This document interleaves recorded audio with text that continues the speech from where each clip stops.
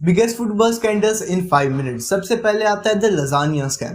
2005-06 season के अंदर Tottenham was about to qualify for the Champions League. वो पहुंच चुके थे नंबर 4 की पोजीशन पे। सिर्फ उन्हें एक मैच जीतना था जो कि आखिरी वेस्ट हैम के अगेंस्ट होने वाला था। इस मैच से एक दिन पहले उनके पास आता है खाना जिसके अंदर होता है लजानिया, एंड उनकी जो पूरी मेन स्क्वाड है वो उस लजानिया को खा लेती है, जिसकी वजह से अगले दिन सबको फूड पॉइजनिंग हो जाता है। अब इस कॉम्पिटिशन के अंदर आर्सेनल भी थी। वो चाहती थी कि टोटेनहम अपना मैच हार जाए जिससे आर्सेनल खुद क्वालिफाई कर जाए चैंपियंस लीग के अंदर। अब मेन टीम के सारे प्लेयर्स को फूड पॉइजनिंग हो गई थी, तो टोटेनहम बहुत गंदी स्क्वाड को उतारता है पिच पे, जिसकी वजह से टोटेनहम 2-1 से वेस्ट हैम से हार जाता है। एंड इसके बाद बहुत सारे एलिगेशंस लगे थे आर्सेनल पे, क्योंकि ये बताया जा रहा है जब जिस कैटरिंग सर्विस ने लजानिया दिया था उसका जो ओनर था वो आर्सेनल फैन था। एंड बहुत लोग बोलते थे कि आर्सेनल ने खुद किया है कि फूड पॉइजनिंग डाल दी, जिसकी वजह से टोटेनहम के प्लेयर्स बीमार हो गए एंड उन्होंने हार गए।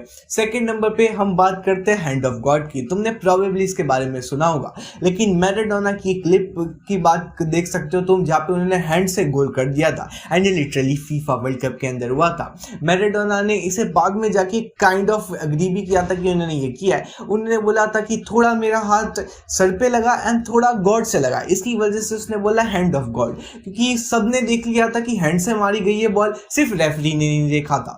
थर्ड नंबर पे बात करते हैं कैचिपोली की। ये एक बहुत बड़ा स्कैंडल था, मतलब छोटा नहीं है, फुटबॉल के one of the biggest scandals में से एक था। इटालियन क्लब जैसे कि यूवेंटस, मिलान, लेट्सियो, ये सारे के सारे क्लब्स बोल रहे थे सीरिया ए को कि तुम हमें अपने मर्जी के रेफरीज दो, हमें पोजीशन में ऊपर रखोगे, अगर तुम नहीं करोगे तो हम यहाँ से चले जाएंगे, तुमसे कॉन्फ्लिक्ट्स करेंगे, जिससे सीरिया ए नहीं चलेगा। वो बहुत ज़्यादा प्रेशर कर रहे थे सीरिया ए को कि तुम्हें हमेशा टॉप 5 के अंदर रखना है, क्योंकि हम इस लीग के बड़े क्लब्स हैं एंड तुम्हारी लीग इसलिए चल रही है क्योंकि हमारे क्लब्स चल रहे हैं। एंड आखिर जाके फिर ये रिपोर्ट्स बाहर आ गई, जिसकी वजह से ये सारे क्लब्स को बहुत सारी प्रॉब्लम क्रिएट हुई थी। एंड ये स्कैंडल छोटा नहीं है, बहुत बड़ा है। अगर चाहो तो मार्क रॉनी की वीडियो देख लेना, उसने सही एक्सप्लेन किया।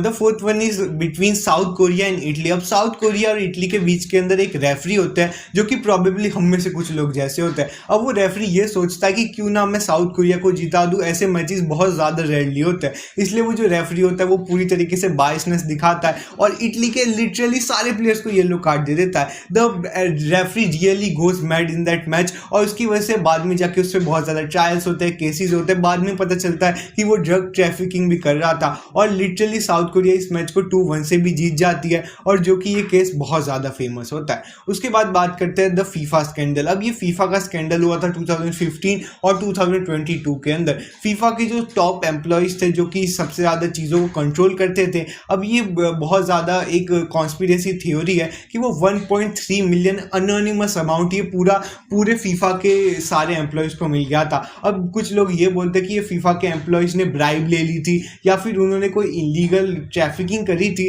लेकिन इस पर कोई बहुत बड़े केसेस बाद में जाके अभी तक नहीं चल रहा है, लेकिन उस टाइम के अंदर बहुत सारी चीज़ें इसके ऊपर हुई थी। उसके बाद आता है द मैन सिटी स्कैम। अब ये मैन सिटी का स्कैम तुम प्रोबेबली जानते होगे।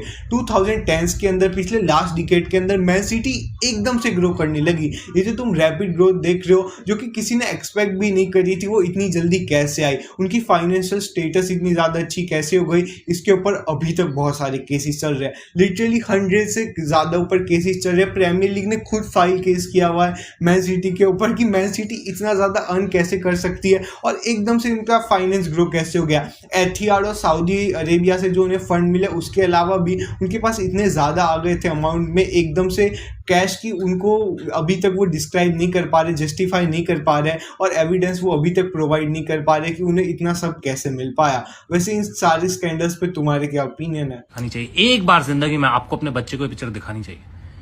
ये पिक्चर इतना सिखाती है ना, मेरी जिंदगी का टर्निंग पॉइंट थी पिक्चर। मैंने इतना सीखा है ना पिक्चर से, मैंने कोई पिक्चर से नहीं सीखा होगा। अगर जिन्होंने देखी उनको मालूम है मैं क्यों कह रहा हूं। अगर आपने नहीं देखी है भाई देखो, वेरी इंपॉर्टेंट फिल्म।